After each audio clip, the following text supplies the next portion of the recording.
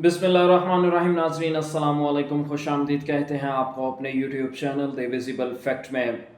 नाज़रीन, अफसोसनाक ख़बर है। यकीनी तौर पर दिल भी बहुत ज़्यादा गमज़दा है इस ख़बर के बाद। और ना सिर्फ दिल गमज़दा है बल्कि दुआ भी निकल रही है कि अल्लाह ताला आसानी करे उन तमाम लोगों के लिए जो कहीं पर भी जुल्म और जबर का शिकार हैं, और उन तमाम लोगों के लिए जो मुश्किल में है, ख़ास तौर पर जिनके प्यारे इस दुनिया में चले गए और वो उस दुख से जो है वो गुज़र रहे हैं, सफ़र कर रहे हैं। हमाद अज़हर साहब पीटीआई का एक बड़ा नाम है जनाब, आज वो भी रो पड़े, सरेंडर करने पे मजबूर हो गए। क्या वाक़या हुआ है, क्या उन्होंने कहा है, क्यों ऐसा हुआ है, कौन सी अहम शख्सियात हैं जिनकी मुलाकात हुई है हमाद अज़हर से उनके घर में, जिसके बाद हमाद अज़हर ये फ़ैसला लेने पर मजबूर हो गए कि उन्होंने अपनी रूपोशी जो है वो अपनी मफरूरियत जो है उसको ख़त्म करने का फ़ैसला किया है। इस हवाले से आपके साथ डिस्कस करेंगे। दूसरा, जनाब समा न्यूज़ के एक बड़े सीनियर एंकर हैं, उनका चलता हुआ प्रोग्राम जो है वो बंद करवा दिया गया है। मज़ा आया है, और ये जनाब कौन है ये मैं आपको बताऊंगा तो यकीनी तौर पर आप तमाम लोग जो है वो हैरान भी होंगे कि इस बंदे का प्रोग्राम जो है वो नून लीग की हुकूमत ने बंद करवा दिया। ऐसा हो चुका है, ये हकीकत मैं आपसे बयान कर रहा हूँ। समा न्यूज़ पे उनका प्रोग्राम था और वो प्रोग्राम जो है वो बंद हो गया। कौन थे, किनका प्रोग्राम बंद किया, ये मैं सारी चीज़ें जो है वो आपके साथ डिस्कस करूँगा। तो सबसे पहले ज़रा हमाद अज़हर का तज़किरा कर लेते हैं। हमाद अज़हर पीटीआई की एक तवाना आवाज़ थे, बड़ा नाम था। पिछले तकरीबन 2 साल से, जब से इमरान खान को गिरफ़्तार किया गया है 9 मई के वाक़े के बाद से, उनके ऊपर मुकदमात हैं जिनसे बचने के लिए वो रूपोश थे, वो छुपे हुए थे। उन्होंने रूपोशी इख्तियार की हुई थी। कुछ अर्सा पहले जो है वो दोबारा मंजर आम पर आए थे, लेकिन मंजर आम पर आने का कुछ ख़ास फ़ायदा नहीं हो सका था। वो मंजर आम आए थे पिशावर से।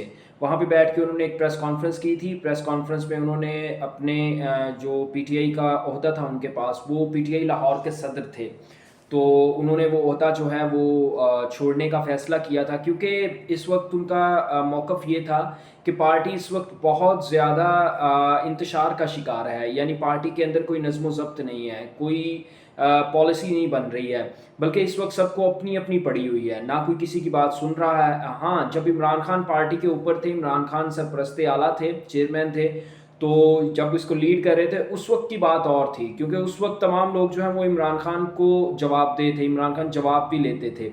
लेकिन अभी हमाद अज़हर ने जब बाहर आके देखा, उन्होंने कहा कि हालात ऑलरेडी इतने मुश्किल हैं कि हम लोग आज़ादाना सियासत नहीं कर सकते, आज़ादी से बाहर घूम फिर नहीं सकते, और ऊपर से ये है कि कोई बात भी ना माने और फिर इंसान जो है वो झंझट में पड़ा रहे।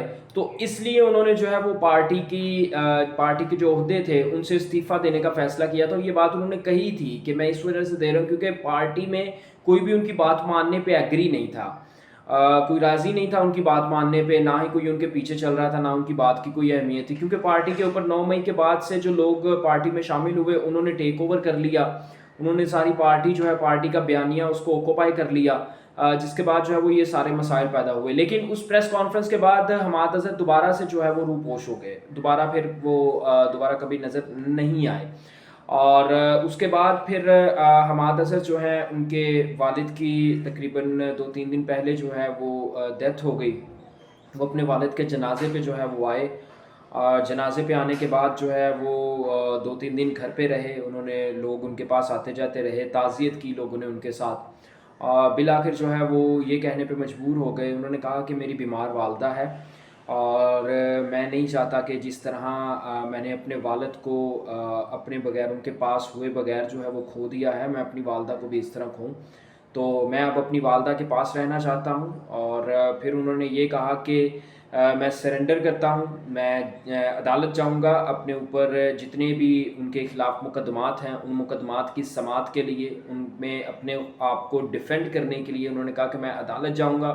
अगर तो मुझे अदालत से इंसाफ मिल गया तो ठीक है, अदरवाइज़ फिर मैं इस जबर के ख़िलाफ़ लड़ता रहूँगा। मतलब इस जबर के ख़िलाफ़ लड़ने से मुराद ये है कि वो जेल जाएंगे, अब दोबारा वो जो है वो रूपोश नहीं होंगे। ज़ाहिर सी बात है, उन्होंने देखा कि पीटीआई के जो लीडर्स या रहनुमा जेलों में थे, जिन्होंने इमरान खान का साथ छोड़ने का फ़ैसला किया, उनको मुकदमात से भी बरी कर दिया गया, उनके नाम भी मुकदमात में नहीं आए। اور اس کے علاوہ نہ ان کے اوپر کسی قسم کی کوئی FIR باقی رہی، بلکہ وہ آزادی کے ساتھ اپنی سیاست بھی کر رہے ہیں، اپنی زندگی بھی گزار رہے ہیں، جبکہ وہ لوگ جنہوں نے عمران خان کے نظریے کا ساتھ دیا، عمران خان کے ساتھ کھڑے رہنے کی حامی بھری، اور صرف حامی نہیں بھری بلکہ عمران خان کے نظریے کے ساتھ کھڑے بھی رہے، آج وہ مصائب کا شکار ہیں، جن میں بڑی مثال جو ہے وہ حماد اظہر کی ہے۔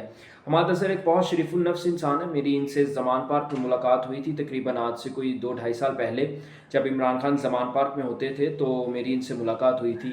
ایک انتہائی نفیس انسان ہے، سلجھے ہوئے، یوں کہہ لیں کہ صاف ستھرے انسان ہیں، کسی قسم کا کوئی جھوٹ اور اس طرح کی چیز نہیں ہے، ہاں لیکن دماغی طور پر بہت زیادہ شاطر ہیں، شاطر ان سینس کے اپنا دماغ یوز کرتے ہیں کسی بھی معاملے میں، پڑھے لکھے انسان ہیں، اور سب سے بڑھ کر یہ ہے کہ ان کی جو سیاسی تربیت ہوئی تھی وہ میاں اظہر جیسے جیت سیاستدان نے کی تھی، جو کہ سابق گورنر پنجاب بھی رہے ہیں۔ ہماری دعا ہے کہ اللہ تعالیٰ ان کی مغفرت کرے، اللہ تعالیٰ ان کو جنت الفردوس میں جگہ دے، حماد اظہر کو صبر جمیل دے، جتنے لاحقین ہیں ان کو صبر جمیل دے۔ لیکن حماد اظہر کا یہ فیصلہ جو ہے وہ بہت ہی زیادہ بے بسی، لاچاری اور مجبوری کو ظاہر کر رہا ہے کہ کس طرح سے وہ اپنے باپ کی میت پہ بیٹھ کے یا اپنے باپ کے مرنے کے بعد بیٹھ کے یہ فیصلہ کرنے پہ مجبور ہیں کہ اللہ کا واسطہ اب میں روپوش نہیں ہونا چاہتا، میں اپنے کیسز کا دفاع کروں گا، اگر تو مجھے انصاف مل گیا تو ٹھیک ہے، ادروائز پھر میں اس جبر کا انصاف ملنے تک مقابلہ کروں گا۔ تو اب یعنی حماد اظہر کے لیے بھی آئندہ آنے والے دن جو ہیں وہ مشکل ہونے والے ہیں، انہوں نے بھی سرنڈر کر دیا ہے۔ لیٹس سی، اللہ تعالیٰ آئندہ آنے والے دنوں میں آسانیاں پیدا کرے تمام ان لوگوں کے لیے جو کہیں بھی ناحق قیدی ہیں یا کہیں بھی ظلم کا شکار ہو رہے ہیں۔ جناب سما نیوز پہ بڑا مزے کا واقعہ ہوا ہے، ایک صحافی ہیں، ان کی بیگم بھی صحافی ہیں، نہ صرف صحافی ہیں وہ بلکہ سیاستدان بھی تھے کسی دور میں، اور یہ چاہ رہے تھے کہ ان کو پنجاب کا وزیر اعلیٰ جو ہے وہ بنا دیا جائے۔ ان کی بیگم جو ہیں وہ PTI کے دور میں MPA بھی رہی ہیں پنجاب اسمبلی کی، تو ایک بڑا نام ہے صحافت کی دنیا کا، PTV کے دور سے ہیں، نجم سیٹھی صاحب۔ نجم سیٹھی صاحب کا شو تھا سما نیوز پہ، اور شو جو ہے وہ چلتے چلتے شو رکوا دیا گیا۔ نہ صرف جو حصہ چلا تھا نہ صرف شو رکوایا گیا بلکہ جو حصہ چل چکا تھا اس میں بھی آدھے سے زیادہ کٹنگ کر کے اس کو دوبارہ سوشل میڈیا کے اوپر جو ہے وہ نشر کیا گیا۔ نجم سیٹھی کا تھوڑا سا میں آپ سے تعارف کروا دوں، نون لیگ کے قریبی، عمران خان کے مخالف، اینٹی PTI اسٹیبلشمنٹ کے رائٹ ہینڈ، اور اس کے علاوہ اور کیا تعارف کرواؤں، ہمیشہ جہاں پہ طاقت دیکھی، جہاں پہ طاقتور لوگ دیکھے، وہیں پہ اپنا تجزیہ، وہیں پہ اپنے موقف کو طاقتور لوگوں کی جھولی میں ڈال دیا، اور سچ اور انصاف کی کہیں پہ بھی کسی بھی جگہ پہ نجم سیٹھی کے پاس ہمیں جگہ نظر نہیں آئی۔